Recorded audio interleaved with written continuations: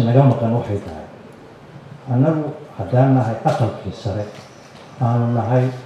xubno maanta ka wakiila maamul goboleedyada maantana dhibku ka jira maamul goboleedyada ay ka jiraan in annagii aanan ka muuqan muxuu ahaa waxqabadkeennii iyo waxtarkeennii midna ayna ka muuqan waxaan marka soo jeedinaya aqalka u soo jeedinaya in annagu guddi baa hadda samaysan guddigaa samaysan in mataqaanaa aad awood siisaan gobollada uu ku tago iyagu inay waxay la bixinaya ay qaadaan ayna cidno kale ku darsan sababtaan u leeyahayna waxay tahay markii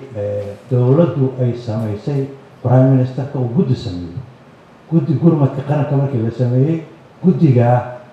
waxaa ku jira golaha shacabka waxaa ku jira culamaa diinta waxaa ku jirta hooyooyinka waxaa ku jira dhalinyarada yaa ka maqan annagaa ka maqan sababta ma aqaana laga maqannahay safarada marka la aadayo madaxweynihii baa baxay golaha shacabka waxay lahaayeen doorashay lahaayeen waa garan karaa sababtay uga baaqdeen laakiin annagu waa joogin waana la kaxayn karin waa tegi karin waa tegi waxaa baxay ra-iisul wasaare ku-xigeenkii muxuu ahaa annaga cidna nagama kaxayn maalintaa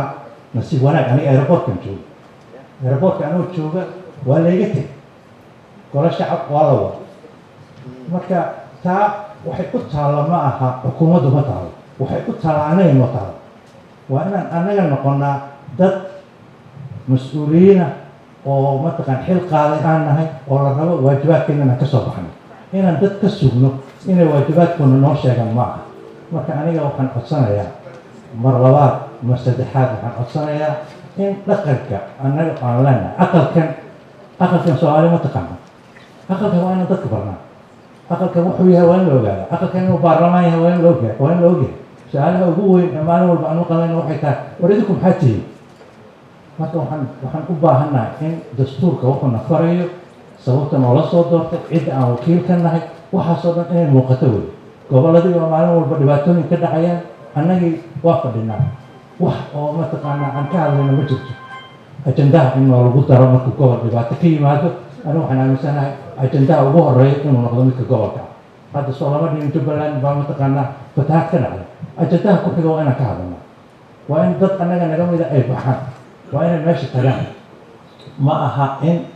qof inta loo yeerta la yidhaahdo adaana raacaysid waxyaalaha aniga waa ka soo horjeedaa waxay tahay guddoon baan leenahay dowladda hadday doonayso inay waqti aado guddoonkeena la soo xiriiraysaa guddoonkeena wuxuu la xiriirayaa guddiyaa jira qaabilsan qaybo kale oo howlaha aan u qaybsanay in guddiyada uu intuu kala tashto ciddii raaci lahayd ay raacdo laakiin annagii inaan kala dhuumanno ama qof walba hadda guddi baa jubbaland aaday senataraa raacay joy guddoonka kama warhayo joy waxyaalahaas waxa weeye waxyaalaha annaga noo keenaya in aqalkeena uu daciif noqdo waxaan idinku buraarujinayaa wixii hadda ka dambeeya